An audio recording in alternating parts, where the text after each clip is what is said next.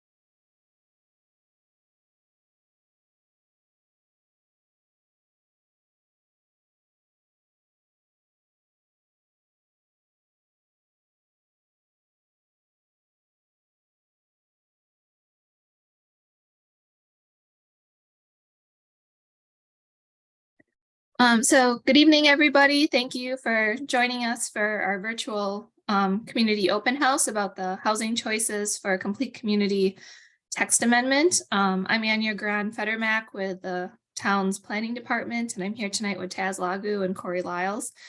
And we know a lot of you have been following along since before the council meeting, and others are just joining us for the first time tonight. So we're going to give you a very quick overview presentation, and then we'll go into the questions. If you feel comfortable, we ask that you can consider putting which neighborhood you're from in the chat. It kind of helps us keep track of who we're reaching. And then at the end of the presentation, we'll go through some other ways that you can connect with us. So if we're all set, let me just share the screen.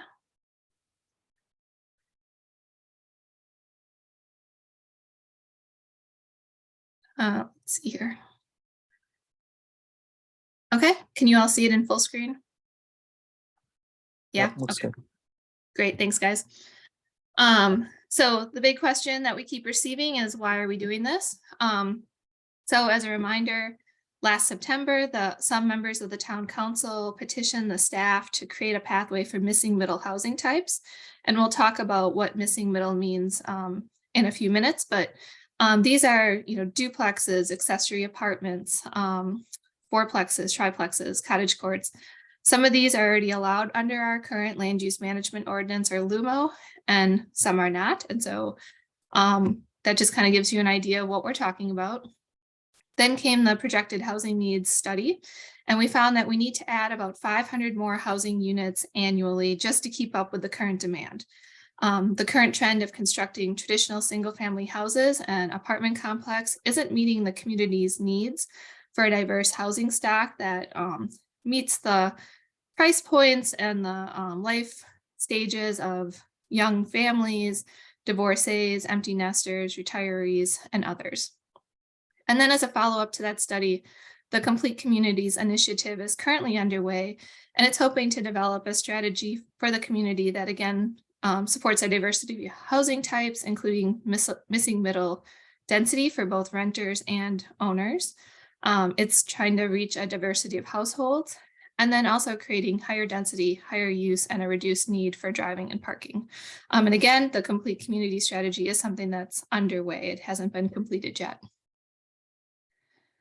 So with that in mind, staff has proposed some text amendments that seek to clean up the Land Use Management Ordinance, or the LUMO, diversify the housing types that are allowed in Chapel Hill, increase housing production, encourage compatible infill development, and then strategically and sensitively increase density.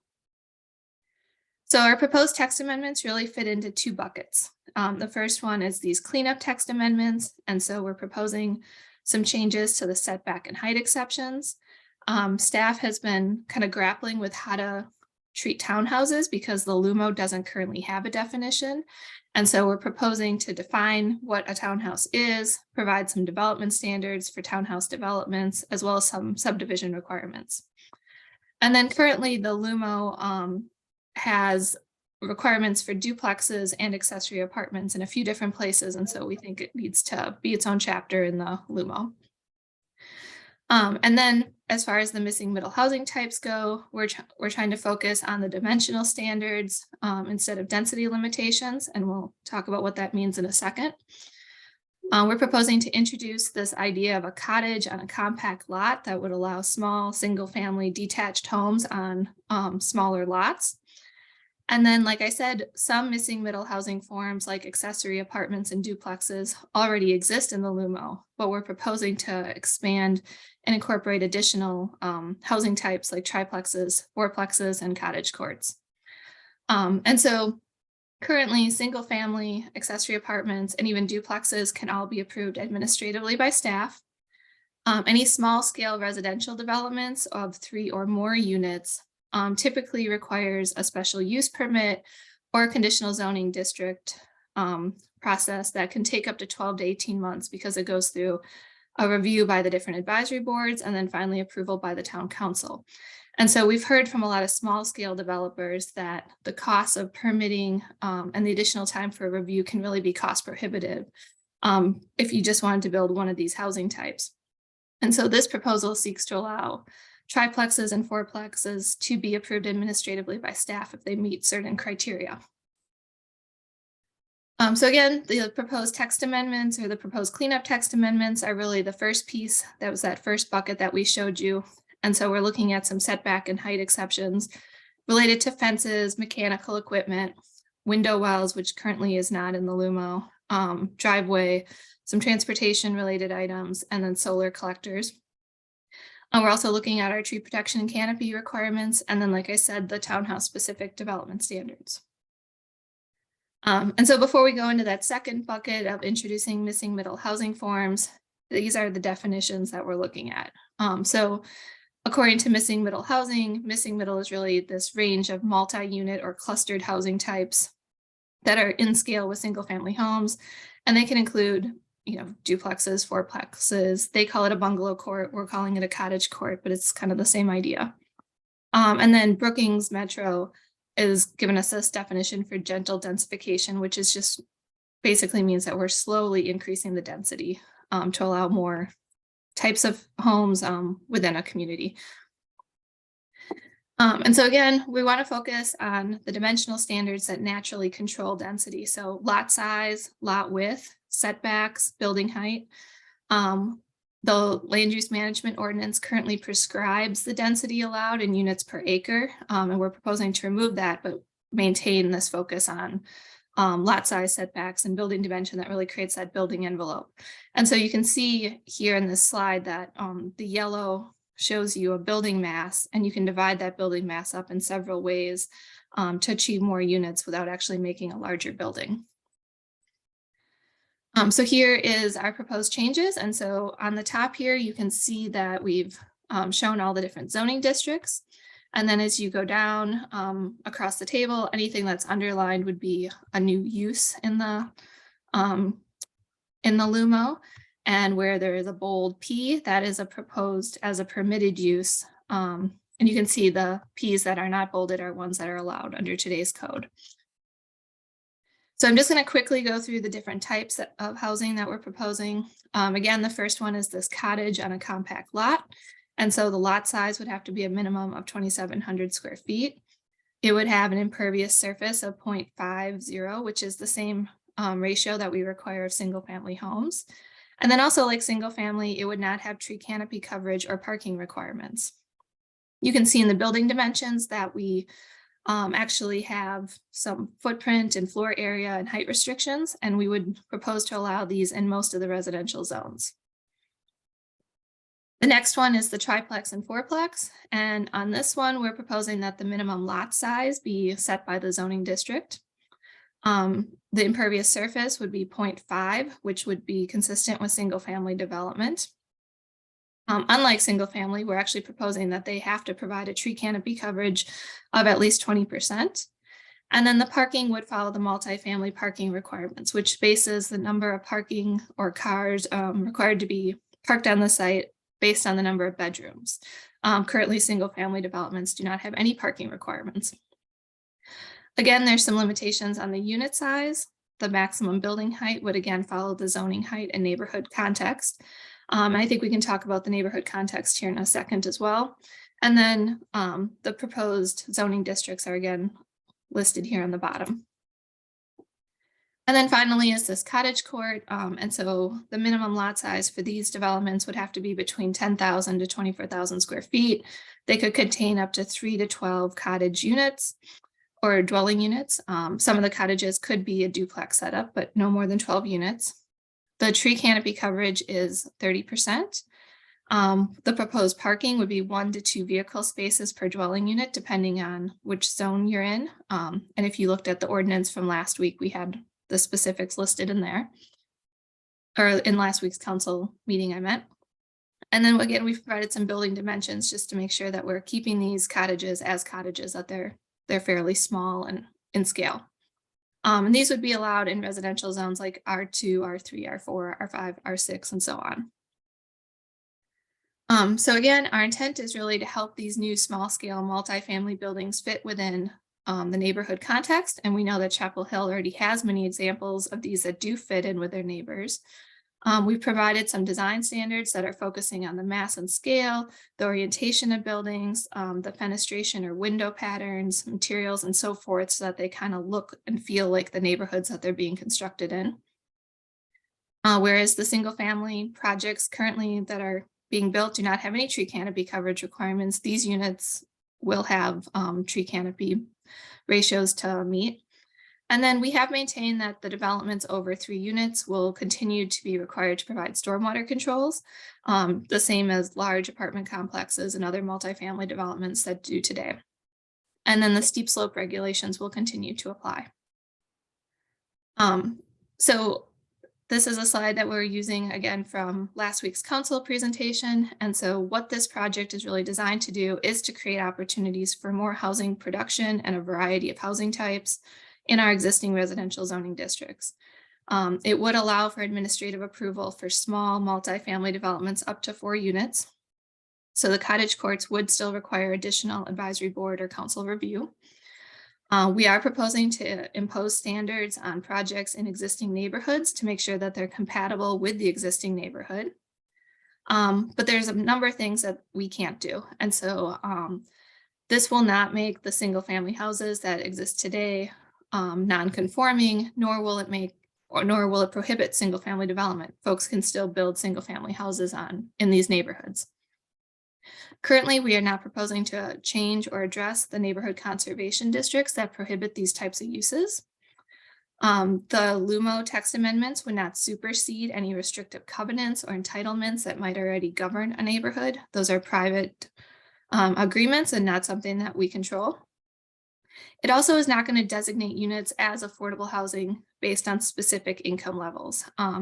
Currently, we have an inclusionary zoning ordinance that requires that when you build 5 or more units in a multifamily development, that 15% of them are designated as affordable.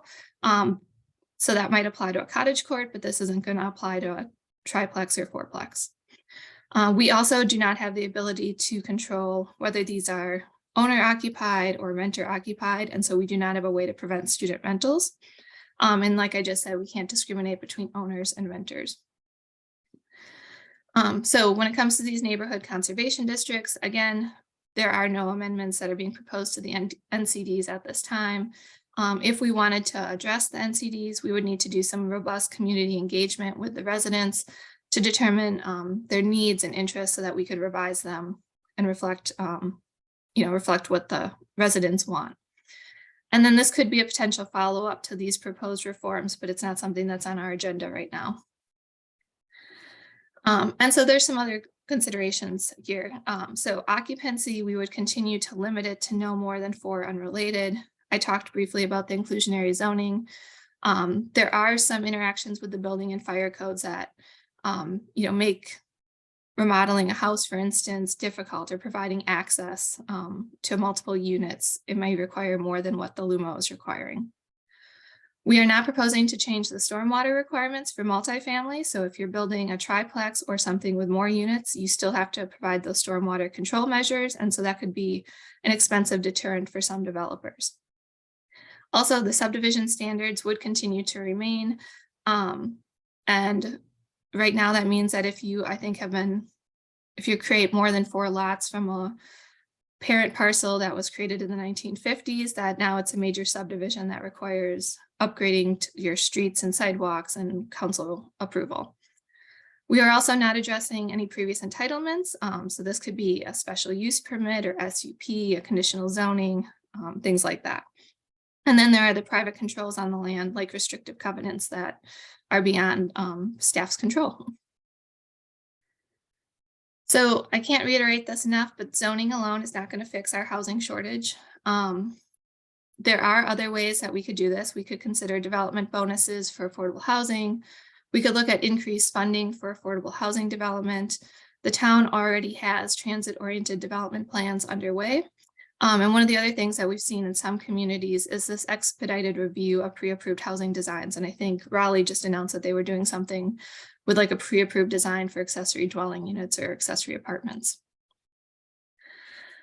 But mostly we want to hear from all of you. And so here's a link to the project website. The town calendar page will continue to be updated with any of these community open houses that we're hosting, whether they're online or in person. And so here's the dates and times for a few of them that are coming up next month. And then finally, Taz and I are happy to meet with any neighborhood that would like to discuss neighborhood specific issues or have a smaller question and answer session with staff. And so there is the link to the form that you can fill out and we'll get back to you on it. So with that, let me stop sharing. And Taz and I are happy to answer any questions that you may have. Maybe we can just use the raise our hand tool and we'll bring you in. All right, let's see, David Adams.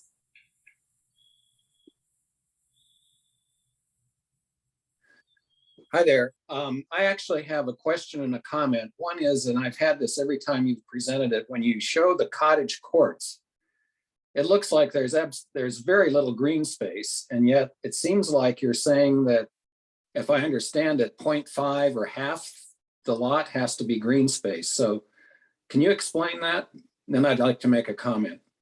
Sure. No, that's a really good question. So the image that we provided is from Missing Middle Housing, and it's not reflective of our impervious surface ratio of 0.5. So let me see if we can't come up with a better image to show what the Chapel Hill conditions would be.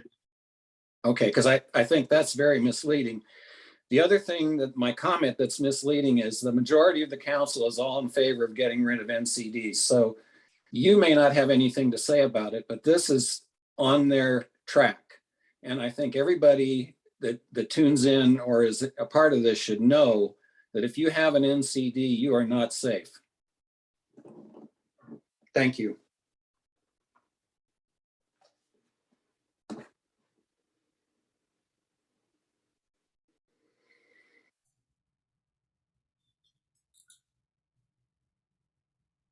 All right, Julie McClintock. Unmute. Can you hear me? Yes, we can.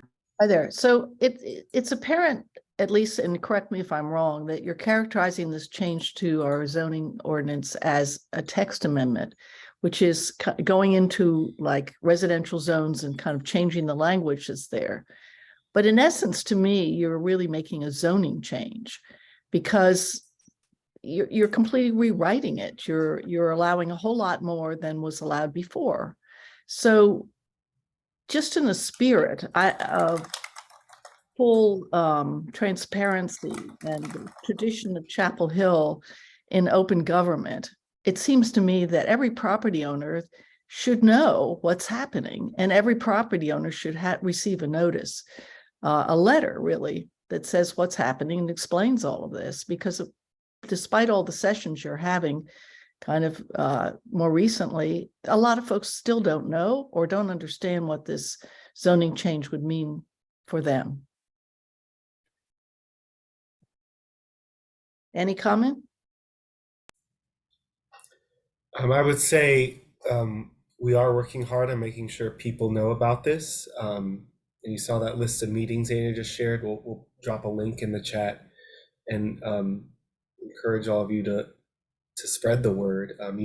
It'll be a similar format, I think, to today, but if others want to hear about this, please do share that list. And we're finding that the types of engagement we're doing are starting to have impact on getting people in the loop and familiar with this proposal. So we're pushing forward with those efforts. But it's still a major change. that it doesn't look that way. Just a text amendment, really. And what is required of a person that what is required of a text amendment in terms of notice? What is required, we look to our Land Use Management Ordinance for requirements. We are supposed to notice it through publication, which we've done. A text amendment can be a lot of things. It's certainly, Chapel Hill has done many text amendments that are significant. So I think that the text amendment title doesn't work at odds with the significance of this proposal. We're looking at the text of the regulations for this town and considering updates to those. And we're thinking about a lot of ways to spread the word that go beyond what's strictly required. So where would it have been published? Yeah, I mean, we publish in the newspaper the council hearing dates. That I think goes to the Herald Sun. I mean, that speaks to a time when newspapers were a way to find news. Yes, right. We of course do all the online measures, social media and town news that the town maintains, recognizing that while those are not in statute, that's accomplishing the same objective in the more modern outreach methods we have. Okay, thank you.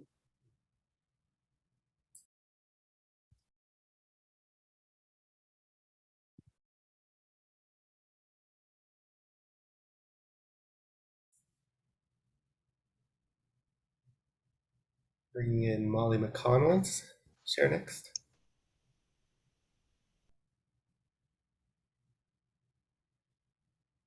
Being recorded.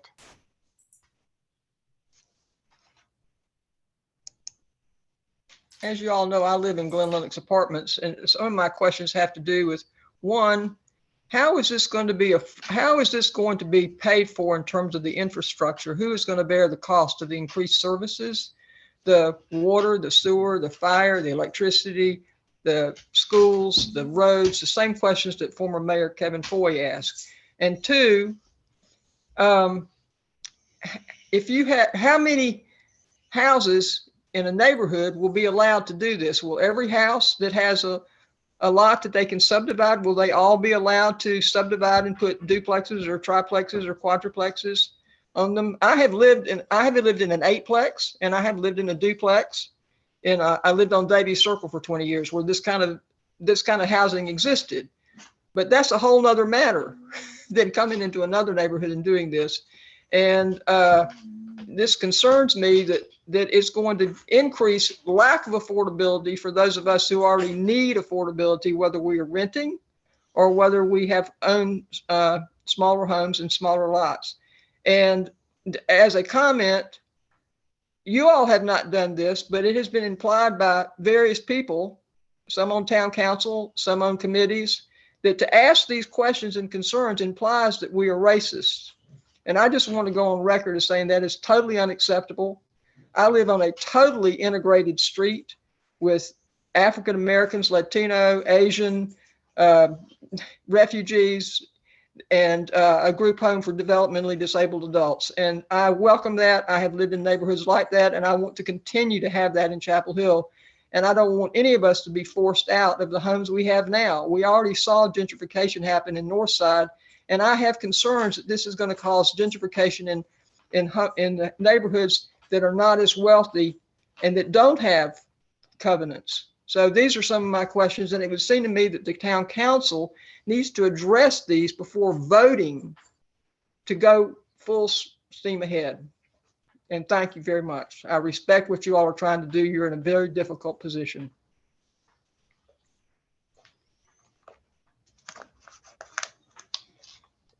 Thanks, Molly. I think a couple of things. First, I think your kind of admonition to everybody regarding the tenor of the conversation and the tone of the conversation is really important. I think one thing to remind all of us, it's so easy for these conversations to get heated and for these to become personal discussions rather than just sticking to the issues. I think we're all doing our best to make sure that we really are just sticking to the issues. I think we all ultimately come from the same interest, right? We all have the same interest of making Chapel Hill as good of a place as it can be. I think our positions can vary, but on how we do that, but ultimately we all have the same interests in mind. When it comes to kind of the planning for, so your main question about kind of planning for the cost of these developments and the impacts, I think at baseline, one of the things to remember is, or not remember, one of the things that staff is approaching this with is, what sort of impacts have similar reforms resulted in other communities, right, that have made more missing middle housing available in their community. And what we've seen, again, in the observed experiences of other communities is that there haven't been major upticks in development, right? We've seen kind of a trickle of new development. And so when we have that starting point, and then you look at how things like our school district, how major infrastructure like our water and sewer, our roads, the planning for that and the projected inputs, right, occur at a time scale that's pretty significant and occur with a consideration of really broad regional impacts, right? We're thinking when our school district, for example, is looking at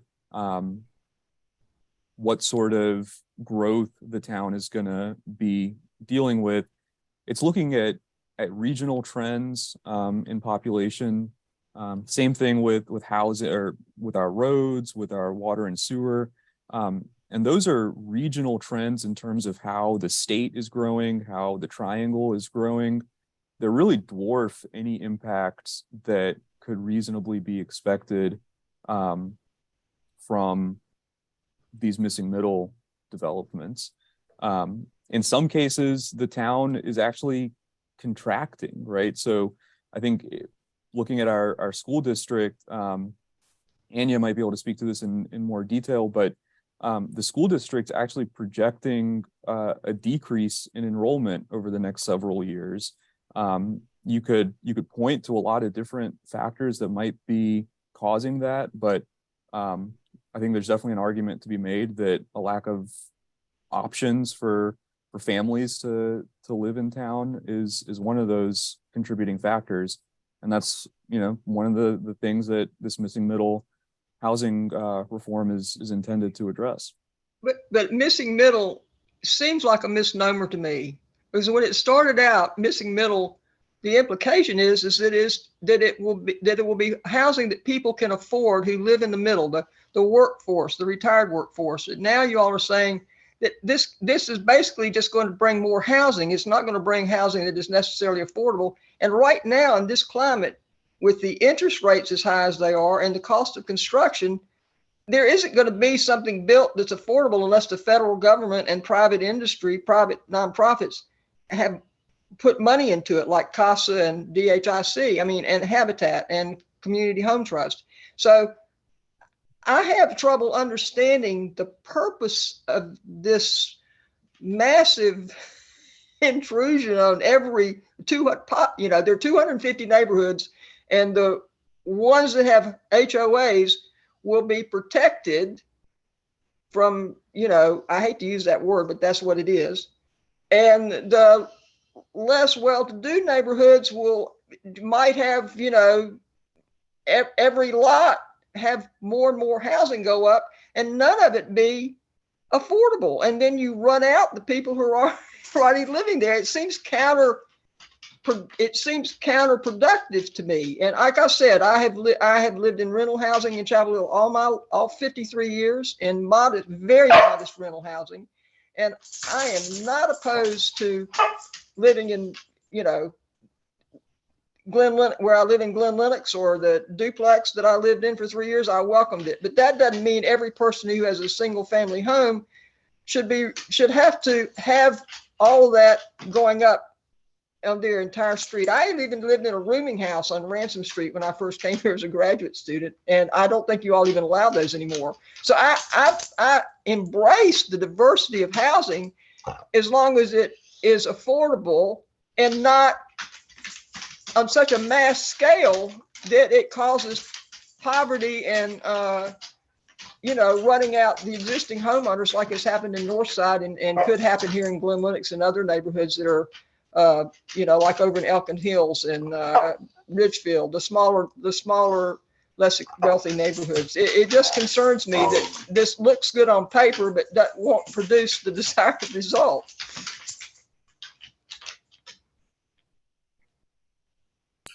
And I don't think that's not a racist concern. That is a human and financial and we're all in this together concern. Yeah, certainly with what as an interest in how can we get more affordable housing. I mean, we share that interest, but to know what Anya talked about in her presentation, that the purpose of this specific proposal is around getting more variety of housing that serves different life stages, and with zoning, what this team does here and what our planning department does, what we do relates to affordable housing, but we have very little direct influence over it. And we have a separate department that's affordable housing, that's looking a lot at partnerships and funding and development to achieve those goals. So, I mean, one thing this does, Chapel Hill's been seeing so much development with kind of large scale, the available larger sites that support multi-story apartments, and those have created opportunities to seek affordable housing that our affordable housing team can go after. This creates some other opportunities that might be different forms of housing. So it can be mutually beneficial with efforts around affordable housing, but again, it's also looking more broadly at just more variety of housing. Well, have you thought about asking a couple of neighborhoods to be pilot projects for this before just saying, okay, it's going to happen in every neighborhood that doesn't have an HOA? So that you have some, if there's some screw ups, it won't be wide scale. Now, I don't know what neighborhood would volunteer to have this happen in their neighborhood, but it would seem to me, when you all were talking about the complete community plan, there was some discussion about a pilot project. And I mean, I keep saying that Glen Lennox is a complete community, but nobody heard me on that, but I look at it that way. But why is this necessary to make it a global thing across all of Chapel Hill and not ask for some volunteers to sign up for a couple of neighborhoods to test it out? Yeah, I can address that real quick, and then I know we've got several other folks with their hands up. So Molly, if you don't mind, I'll address that question, and then we can move on. I didn't expect to be on camera, but no worries. Yeah, so I'll let me address that, and then we can circle back to you, Molly, if you have any other additional questions after that. So in terms of the pilot, I think any good pilot project is designed so that you can learn valuable information from it that can be applied more broadly, right? Chapel Hill has a lot of really diverse neighborhoods that each have their own distinct development dynamics, economic dynamics. And so I think that there would be very limited information and lessons learned that could be applied more broadly if we did kind of pick and choose which neighborhoods we started out with, right, as a pilot project. I think the really important thing to remember is that the LUMO is to a certain extent, it's a nimble document, right?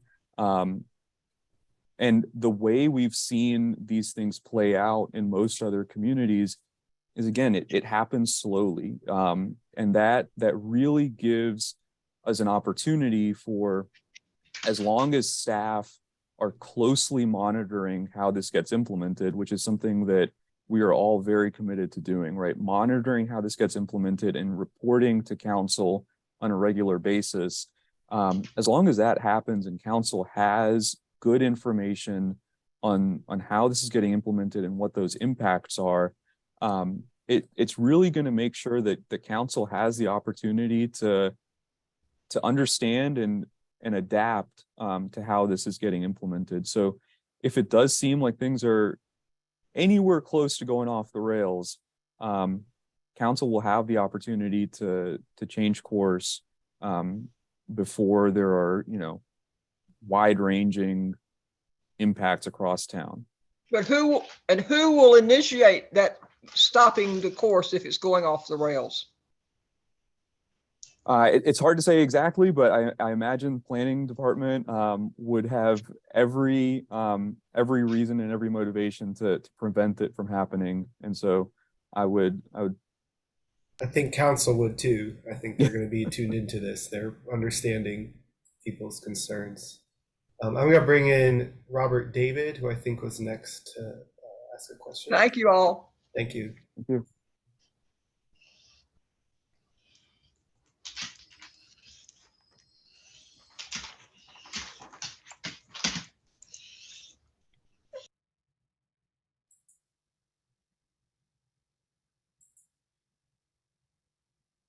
Hey, Robert, if you're able to unmute.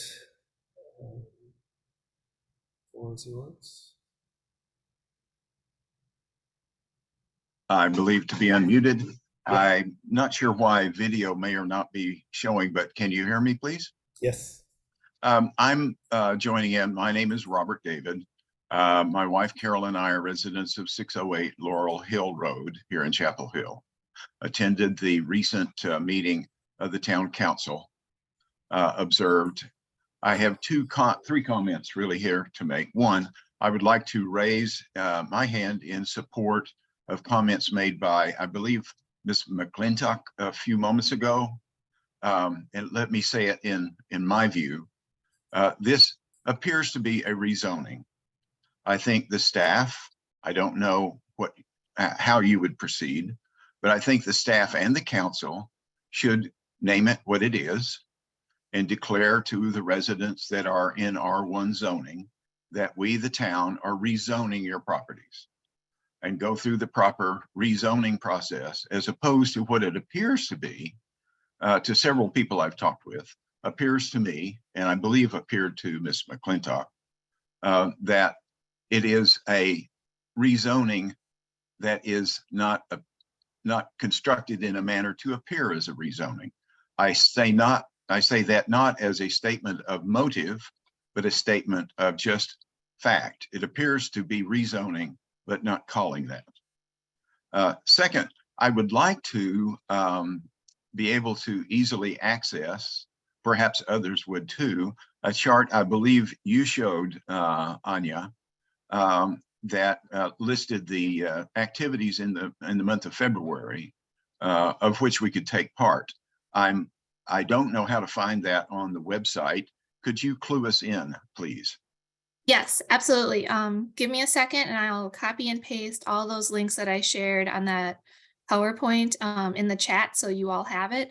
And we'll also go ahead and we'll put that PowerPoint on the project webpage tonight so that you have it there as well.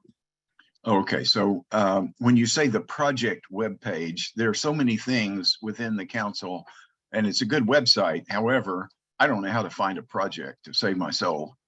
Nope, that's fair. We sometimes struggle with the same issue, so I'm gonna give you the link to the specific project so you don't have to dig through multiple pages. Okay.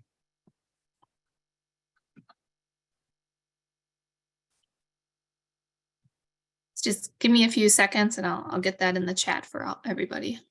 Okay. It is a useful notice, and thank you for doing that. Welcome. So first thing I'm putting in the chat is the link to the webpage, the project webpage.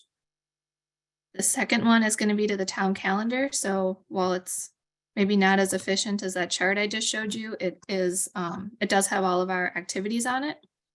And then lastly, Taz and I are accepting requests from any neighborhood that wants to meet with us. And so let us give you a link to that form as well. So there Okay, you go. thank you. And if And- you can't find the chat, if you go to the 3 dots that say more, the chat should be one of your options. Okay, so if I were to, on my screen or others on their screen, see the chat opportunity, if we click on chat, then those things that you just showed on screen will be there. Yes. And if I can figure out how to do a screenshot on this, I'm great. If another, I have to copy it down, I think. Yeah, the and if third not, thing- we can also, if you want to shoot me an email, Robert, I'll put my email address in the chat as Okay, well. If that's anybody great. gets stuck, I can send it to you that way too. That's excellent. I'll copy it down. Thank you.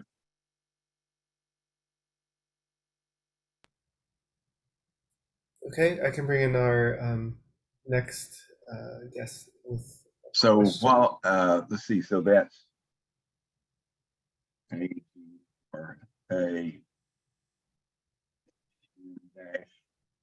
it disappeared. I'll find it. I don't want to Okay. take others' time. I do want to make one other comment that is not just in support of others, but just a straight up observation of mine. And that is, and I commented on this, I think not terribly effectively in the town meeting, but my wife and I and family have had the privilege of living in various different cities, small and large, college and not. What is quite clear to me in various neighborhoods that have a consistent housing, the perception of those neighborhoods is generally higher, if not significantly higher, than those neighborhoods which have what I'll use the word jumble here, but at least a vast mixture between single family units, 2, 4, 6, and 8 family units. And the notion that we would want to have Chapel Hill, which has a quite positive reputation regarding the quality of life, as well as the aesthetics of much of the community. We would move to one that would have a lower aesthetic and less appeal. In the end run, is not in the interest of Chapel Hill. So whether you call it a rezoning or not, or have another term for it or not, I fear that the end result will look more like a city that is inconsistent in its. I will cite one example I did at the town meeting, which is Poughkeepsie, New York. Another example is Houston, the world's largest unzoned city, almost. And the jumble that one finds there is not pleasing. One may say that some have grown. Yes, cities grow. Some cities have been stagnant. But one thing is consistent. The perception of the city is directly affected by the degree to which communities within that city are a jumble of housing versus a consistent aesthetic. And that's been merely my observation. I can't cite any studies, not my field of study, but that's my view. So thank you for listening. I appreciate the information you've given, Anya. I look forward to writing you a note, and please consider calling this what it is. It's a rezoning. Thank you. Thank you. All right, I'm gonna bring in Orwell Ware. Pardon for anyone who misstate your name. We've got about 17 minutes left, and see so far 4 more wishing to speak. So let's see if we can work through everyone, and they should be coming in. Yep.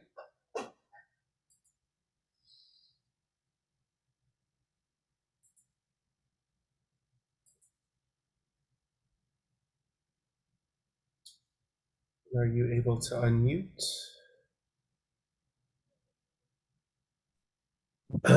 There, is that better? Yep, we can hear you.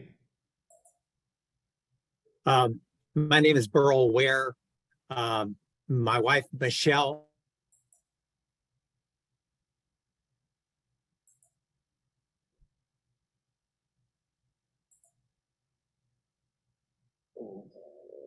Like we maybe just lost him.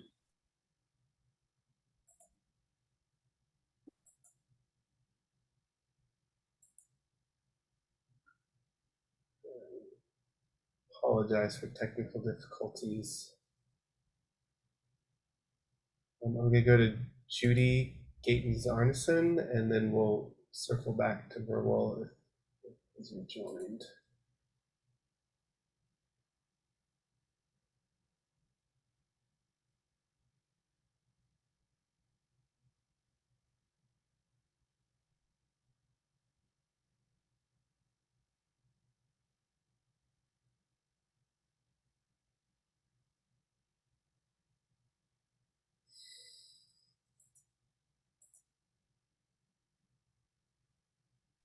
Oh, sorry. Can you hear me now?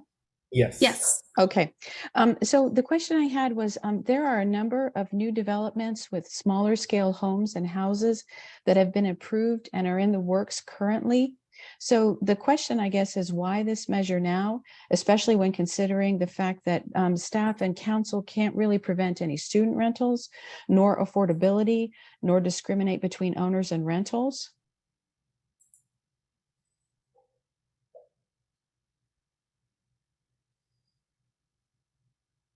In other words, why not hold this back and see how things shake out with the current work?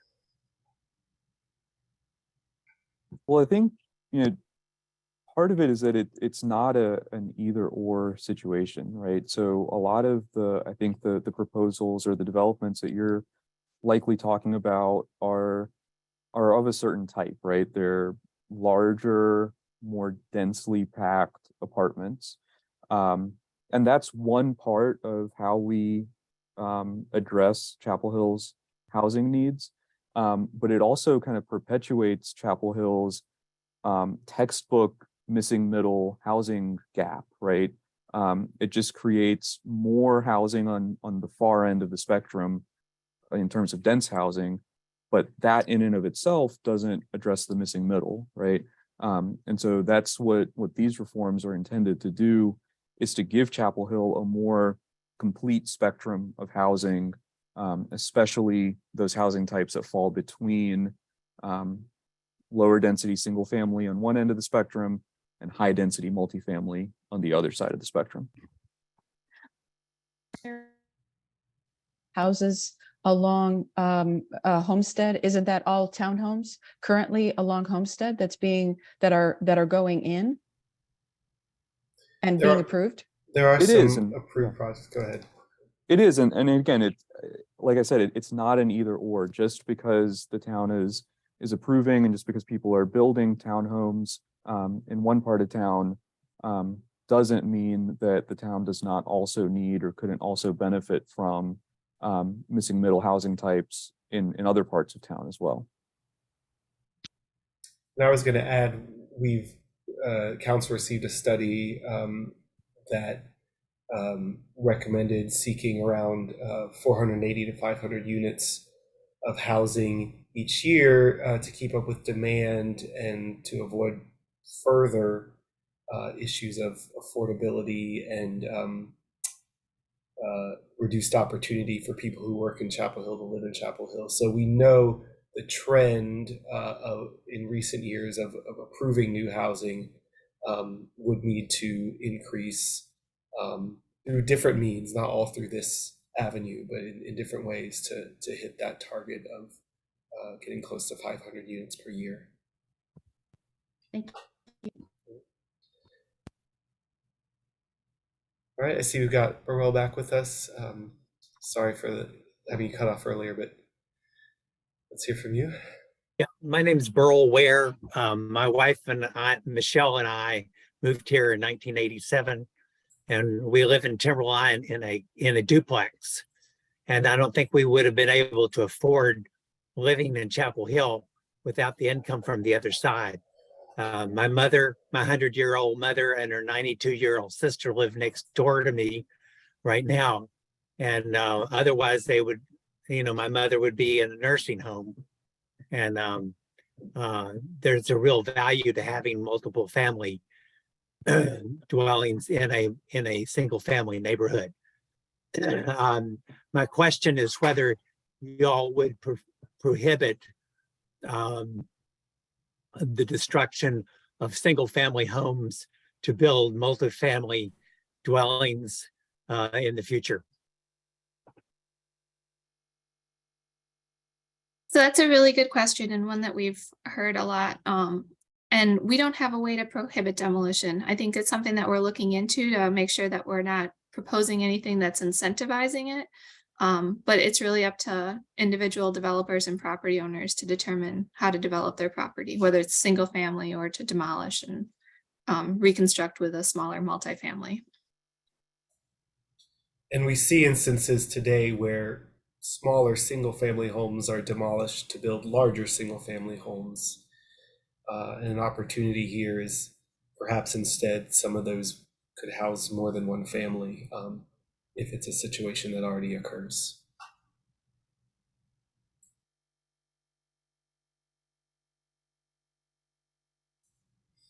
All right, I'll bring in Maria Palmer.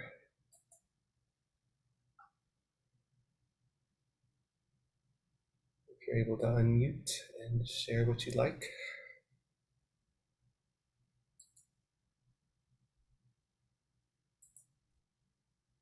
Hello? Hi, we can hear you. Okay, great. Thank you. I thought, oh, I can put my camera on. Not that you want to see me. Thank you so much for doing this. And I just want to thank you for all the work you're putting into this. And I live in North Forest Hill off of Piney Mountain. We could really benefit from more multifamily housing in this area because we lost our bus because there was not enough use. And we've lost some wonderful neighbors. A nurse was from UNC was a neighbor, and when they took the bus away, Piney Mountain, she couldn't afford the parking and everything, so she moved to Mebane. So we need the densities to support the transportation. And I think that's something that's lost sometimes.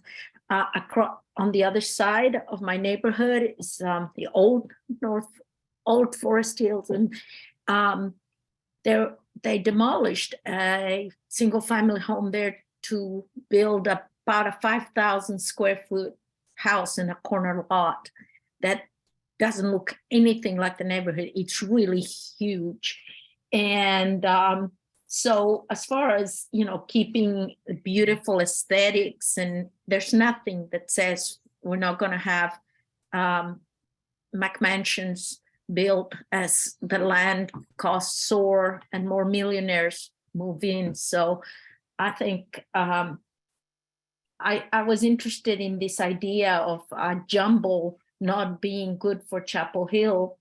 I'm asking good for who? Because certainly for my old congregation, Hispanic congregation that I pastored, it would be good to have, there are a lot of people who are part of Chapel Hill that are not in the $500,000 homes where their priority is the aesthetic and resale value.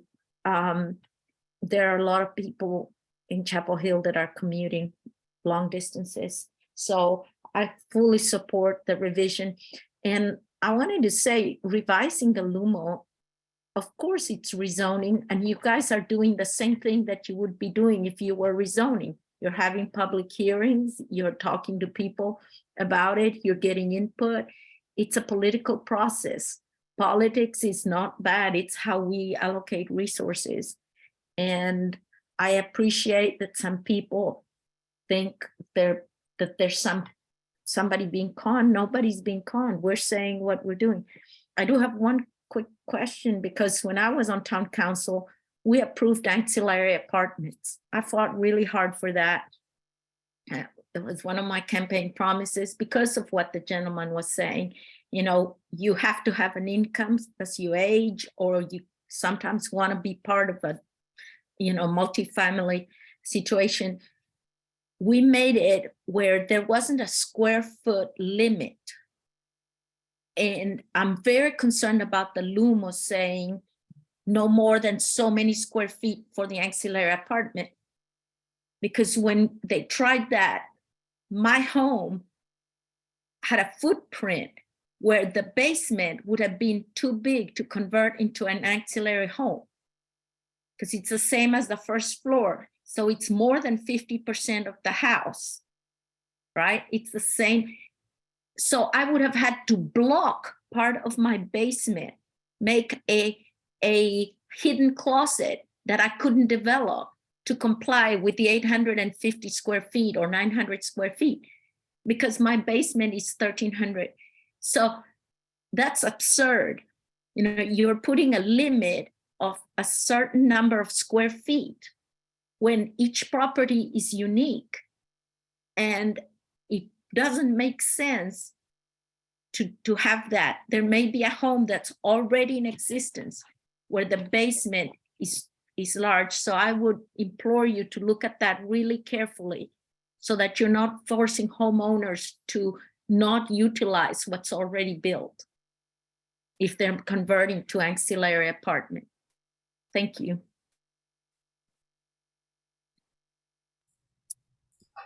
Great. Thank you for that feedback. It is kind of a trade-off in Yeah. house size versus opportunity for the homeowner. Yeah. All right. I'm gonna if you do have your hand raised and haven't spoken yet, we are gonna bring you in to hear from you. But I think we're gonna go with these last three that we have with hands raised, haven't spoken yet. So I'm gonna bring in Eric Formeister. You can unmute and share what you'd like. Okay, hey everyone. I attended the meeting last week, and I guess I just still have some unanswered questions, which seem like they were exposed. And so the first one is, who do we really think this is going to benefit? I mean, we keep talking about a missing middle. I mean, Chapel Hill has a bimodal distribution because you have college students and you have a lot of elderly communities who have been here for a long period of time. So there was by default in a college town a missing middle. So my question is, like, give me an example of a missing middle community that you think is going to be sort of your, I guess, exemplar for what this type of rezoning is going to do. And do you guys really think that that's going to happen? Because it sounds like at the town meeting, you were like, no, we fully concede that anyone can demolish a house and build extremely expensive luxury housing, like the trickle-down housing that you saw all over the Bay Area in California, where I used to live. And there's, you just said that there's nothing you can do because it's all about incentive in a free market economy. But there is something you can do, which is not rezone everything to allow this to happen. So I feel bad that you guys seem to be just sort of implementing what one consultant thought was the best thing for our town. And I know you're dealing with a lot of extremely incensed residents who would stand to lose a lot from this rezoning, which again, just call it a rezoning. It's not a text amendment change if it changes by default zoning. And I guess I just want a clear answer to what income you're targeting, what cost of a house do you think that you're going to be able to provide within a condo that's adjacent to campus? It just doesn't seem like it's compatible with what your stated goals are.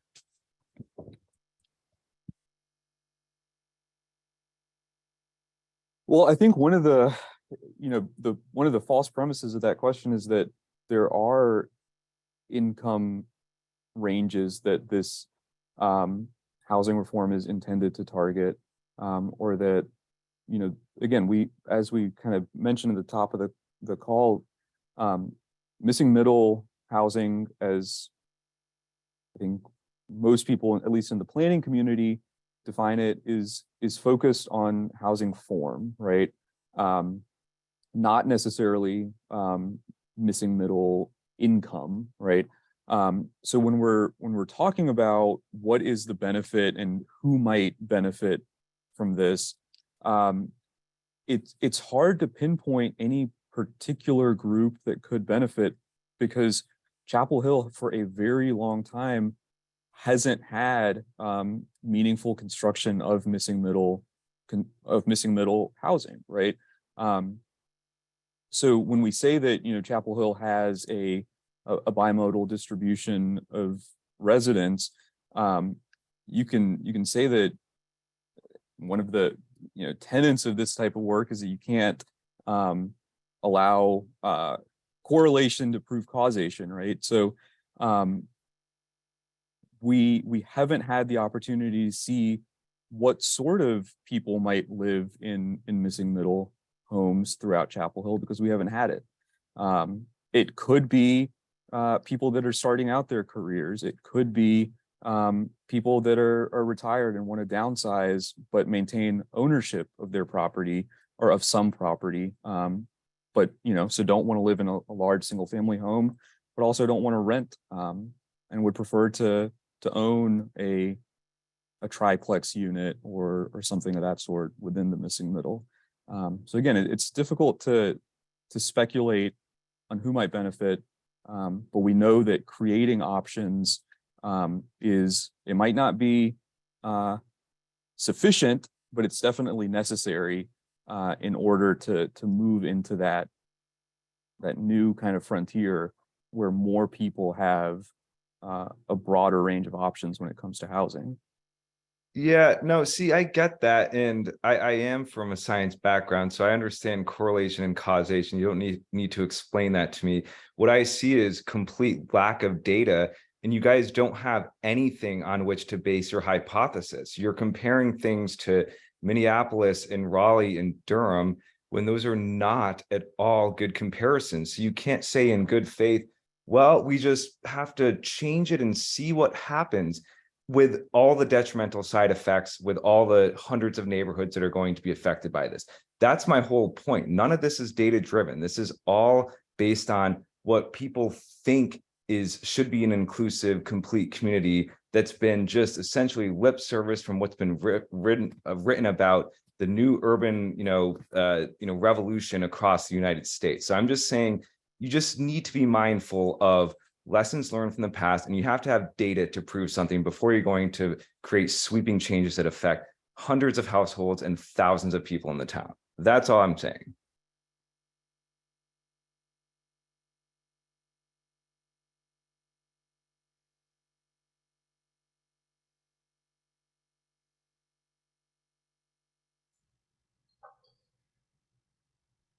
I'm going to bring in Melissa McCullough. And I guess I will just say, well, there is data opportunity following adoption, and there's research ongoing. We've more recently turned our attention to some college towns, so we hear the interest in how much can we know, can we predict. We're thinking about more ways to do that. Melissa. Hi. Hi. Thank you for this. Yeah, I wasn't going to speak tonight because I spoke at the council meeting the other day, but I felt like I had to address a couple of things.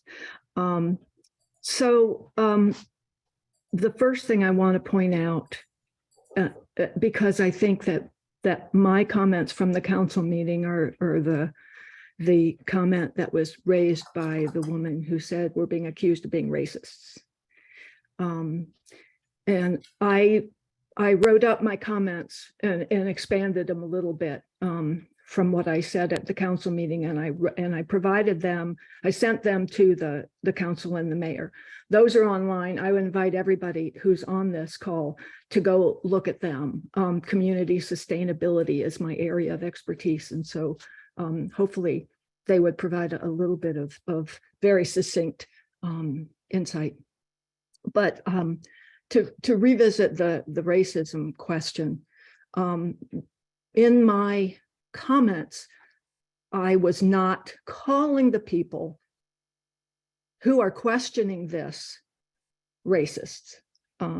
Recognizing the origins and the impacts of structurally racist practices is not the same as calling people who are advocating for that practice racist. And I hope that y'all can see the difference between those two, because single family only zoning really reversed a policy of letting anybody build multiplexes in mixed income, mixed age neighborhoods. My grandfather built those kinds of structures in neighborhoods all over Lexington, Kentucky, and they had lots of different kinds of people living in them, and they were a vital part of living, like the gentleman who described being able to buy a duplex because he could rent out the other side. My cousin survived for a while living in one of my grandfather's duplexes because he could rent out the other side. And my grandmother was being taken care of by my aunt living on the other side of a duplex. So they're really an important missing part of our options in Chapel Hill for a lot of different reasons. And that possibility was overturned for structurally racist reasons. And so the impacts that we've seen, the unintended consequences of that practice, are that we have created this apartment buildings versus single family homes and made housing a really difficult thing for people who are younger, who are less wealthy, to have trouble finding housing in a lot of different, in most places in the country right now. And in terms of who it benefits, that gentleman in the duplex is a great example. I've spoken to a couple of students, grad students and undergrad students, who are concerned that they couldn't get a job here and live here because they can't afford to live here. So it's an important thing. The other thing about tear downs and retrofits, I think that it's important to realize that they, like they were saying, most of the tear downs that happen around here so that people can build huge, big old places. But another possibility, and a really good possibility, is people who own larger structures that want to stay in them, but don't want to have a huge house. So subdivision of houses into different units is a real possibility for a very affordable compared to a tear down and a rebuild, and are much more likely than tear downs and rebuilding for that. And I would like to point out that there are a lot of resources out there if people are interested in being able to look at what kind of data there is and what is the foundation for why this is a good idea. AARP has a whole section on their website on missing middle housing. The Sierra Club has a new infill policy that has a lot on missing middle housing, and EPA has a lot on smart growth that talks about missing middle housing. And I would recommend that people go to those resources and find out some of the real basic information about why missing middle housing is a good thing. Thank you. Great, thank you. I'm going to bring in Margaret Morse as our last speaker for tonight.